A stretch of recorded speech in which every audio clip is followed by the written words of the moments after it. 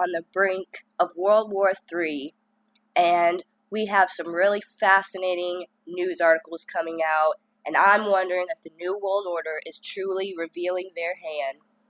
We have, after Trump does these intense strikes on Syria, we see Russia backing down a little bit.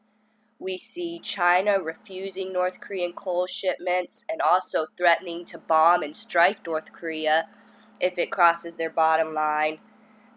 And we have North Korea kind of preparing for war, evacuating its capital. We got some really fascinating news coming out of there that we're going to get to here. So, since last time we talked about how Russia was really outraged over these strikes going on. And basically, Trump and his administration are saying that Assad is an animal, that Russia is really throwing their support at the wrong guy who's doing the wrong thing. This is Tillerson saying, is it that a long-term alliance that serves Russia's interests, or would Russia prefer to realign with the United States, with other Western countries and Middle East countries that are seeking to resolve the Syrian crisis? In other words, stand with us or stand against us. Russia, surprisingly, their first response was, of course, to send their ships back to that Syrian port area, but now they are backing down a little bit, saying if the U.S. or NATO decides to do more missile launches or things like that, that they won't stop it. Listen to this. Our armed forces that are in Syria to fight terrorism, not to defend against external threats. That's not our mandate, and we're not going to intercept anything. That's what the head of Russia's Defense and Security Committee told Interfax, a privately held news agency in Russia. We even see the United States pushing this narrative that Russia actually knew in advance of Assad's chemical weapons attack and may have possibly even assisted in it. Then, on top of that, we see China refusing to accept North Korean coal shipments. A source at Dandong Qingtai, one of China's biggest buyers of North Korean coal, said the company had 600,000 tons of North Korean coal sitting at various ports, and a total of 2 million tons was stranded at Chinese ports. This coal is North Korea's most important export, and instead, China has now decided to go to the United States for their coal after that very interesting dinner meeting between the two here in the United States. Donald Trump and the president of China talked about these Syrian strikes over a, quote, beautiful chocolate cake. It's pretty interesting. China is also telling its military to be ready to move to North Korean border. According to several news reports, China's threatening to bomb North Korea if Kim crosses their bottom line. Seems like a pretty interesting change of pace considering they have been strong allies, and Trump, all he had to do was initiate this strike on Syria and kind of threaten the Chinese president, rein in your ally or we will. Immediately after the phone call with Trump, the Chinese media sounded the alarm and insisted that the DPRK not proceed with its expected missile tests. The Chinese media sharply demanded that the DPRK cancel any weapon tests for April 15th, which is the anniversary of Kim Il-sung's birth, which they have this giant military demonstration planned. The Global Times editorial is truly unprecedented and announces that China is ready to even cut off oil exports to North Korea if they refuse to listen.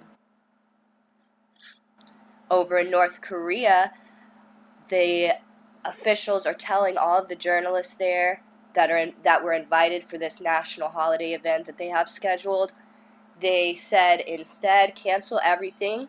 We're going to meet on Thursday for a quote-unquote big and important event. A tweet from Channel News Asia's Beijing correspondent Jeremy Ko says, quote, "We've been told to be ready to move out by 6:20 a.m., but we have no idea why. Also, no cell phones allowed." It's important to note that this isn't the first time North Korea has done something like this over, a small, insignificant event. One time they made reporters go through this long, drawn-out process just to be able to, attend building opening ceremonies. So it could be something, could be nothing. Interesting nonetheless.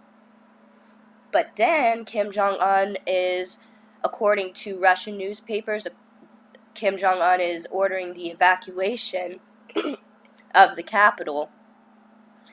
He's about 25% of the city's population is being told to evacuate so that they have enough room. If it does get bombed, there's enough space in their bomb shelters in the capital for everyone that's left there. Most of the people that are being evacuated are people with criminal records. This is the original source for that, which is Pravda Russian news. So I want to talk about, is the New World Order actually revealing their hand here? Are we actually going to see China and Russia tuck their tail to Trump and see this New World Order truly emerge with the entire globe united against terrorists? I found this meme pretty funny. Of course, we see the major players that are fighting against globalism: Putin, Trump, Alex Jones, Nigel Farage, people like that who are quote-unquote fighting against globalism. But as you can see, Trump's really showing his hand here in Syria, and Putin is backing down. It makes me really wonder. Listen to this. They have instigated outrageous and provocative action, both economic and military, by the Western powers. They have broadly exposed damaging information about Western nations, especially the U.S. This is the motivation behind WikiLeaks, Snowden, and 1,000 smaller disclosures. And after Snowden outed the NSA's activities to the general public, where did he run to hide? First to China, then to Russia. So what is the psychological message? China and Russia, the BRICS alliance, are where you run for safety from the evil U.S., its Western allies, and all their horrible behavior. And then, of course, we get Trump coming up as president, and everybody thinks, oh, he's going to change things around. It's really very, very simple, okay? The Illuminati built a rabbit trap, which is this Russia, China, North Korea, Iran alliance, and it looks to be a greater, better option than the Western alliance, the quote-unquote New World Order that everyone has been talking about, NATO, the military-industrial machine, and this other alliance has been the ones that are supposedly fighting against globalism. However, it seems to be that all of a sudden they are totally on board, and the New World Order may actually include them together and really be able to form a true alliance, get rid of North Korea, get rid of Syria and Iran, and what other problems would there really be for a global system? This is Learn and Discern reporting. Thank you guys so much.